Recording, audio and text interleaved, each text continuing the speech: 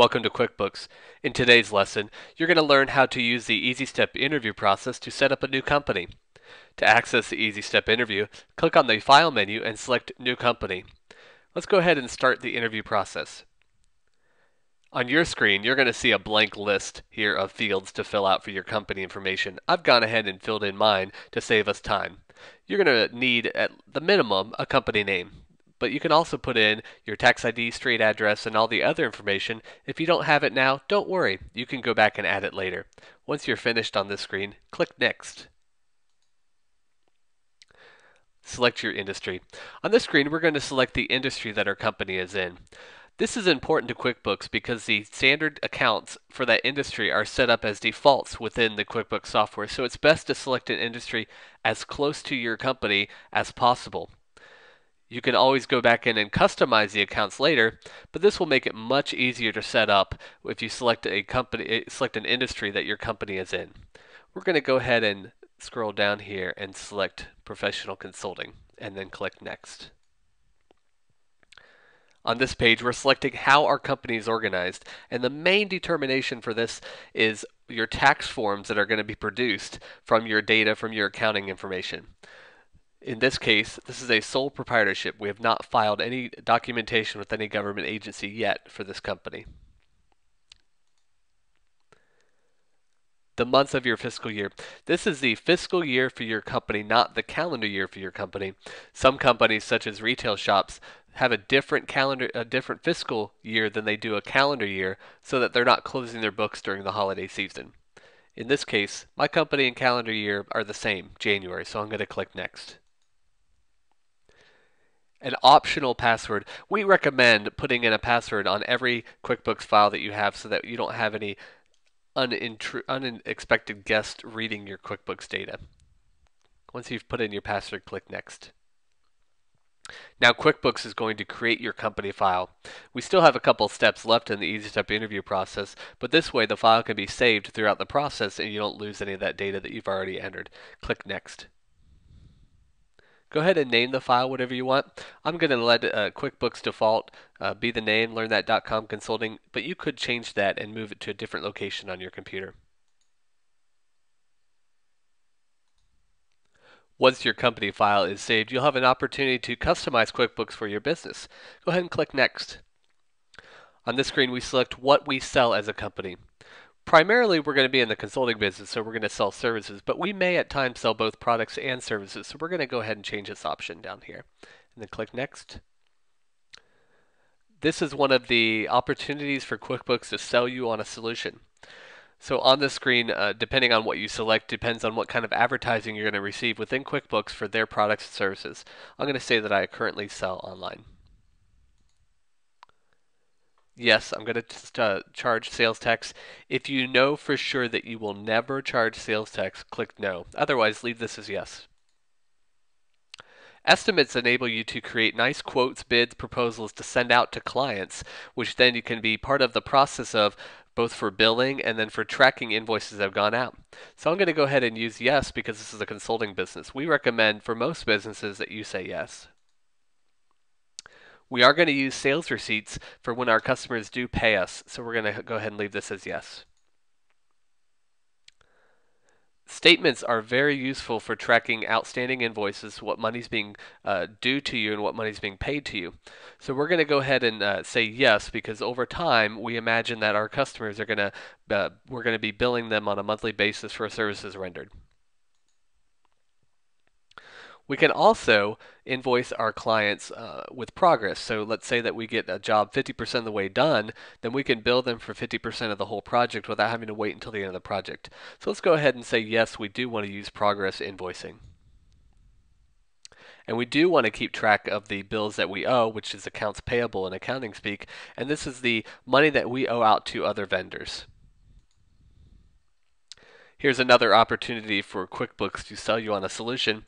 We're going to say yes, we do print checks, and there are times that they may try to sell us on their check printing service. For most services company, you don't have to worry about tracking inventory. We don't believe that in this business that we're going to need to track inventory. We don't plan on keeping a stock of physical products, and so we're going to say no. But for some retail stores, for some manufacturing firms, companies like that, you'll want to use QuickBooks to track your inventory if you don't have an inventory management solution. We are going to accept credit cards. We're going to leave this as yes. This is more of a opportunity for QuickBooks to advertise to you if you would say that you would like to accept credit cards, but you don't currently.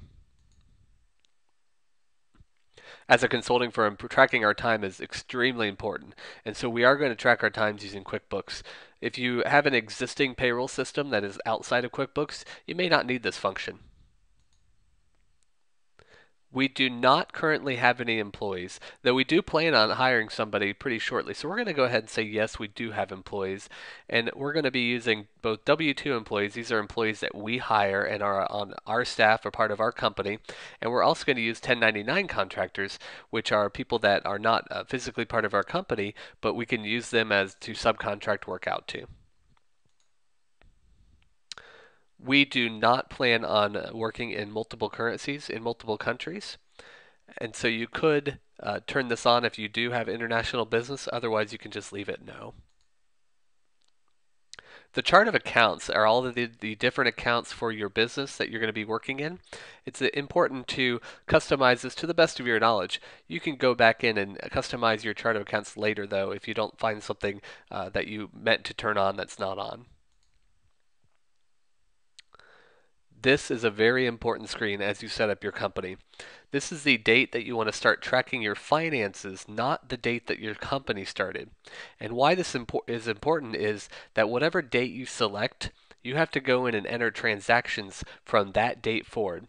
So if we leave this as January 1st, 2011, we're going to need to go in from January 1st and enter all of our transactions from the year to date.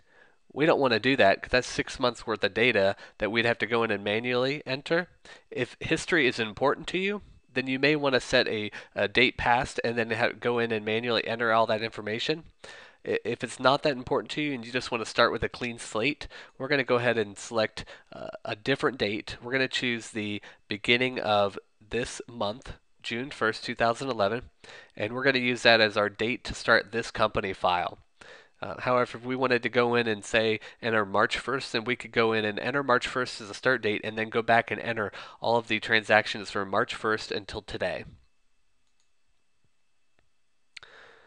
Since we are starting a company within QuickBooks that is already existing, but it's just getting started, we do have some money in a bank account. So we're going to say yes, we do want to add an existing bank account to QuickBooks. And this is important so that QuickBooks can start out with a fresh set of books for your company and you can see an actual value for your company. If you don't enter in the existing assets into your company, then you won't have a clear picture of how much your company is really worth right now.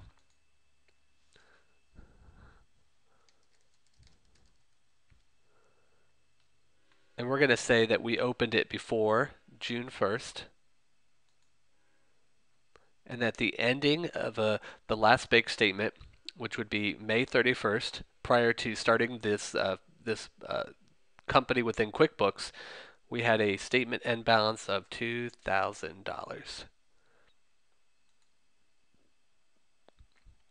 We can go ahead and enter in more than one bank account here. We have one bank account, so we're going to leave it at that and click Next. These are income and expense accounts. So these are income accounts, are money coming into the firm. As you can see in consulting income or product sales, we're going to go ahead and select product sales as well. We may do some product sales. And expenses is money that you're going to be spending on. So you may need to purchase business licenses. You may need to rent equipment, different types of insurance, janitorial expense, miscellaneous expense.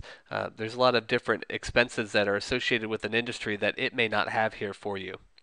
So go ahead and take a look through this list and select things that are applicable to your company.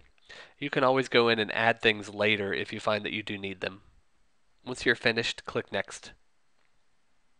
And this will end the EasyStep interview process. You've now created your file. It's saved all the data within the file itself, and you're ready to start your new company and go in and start entering your accounting data. When you're finished, click Finish.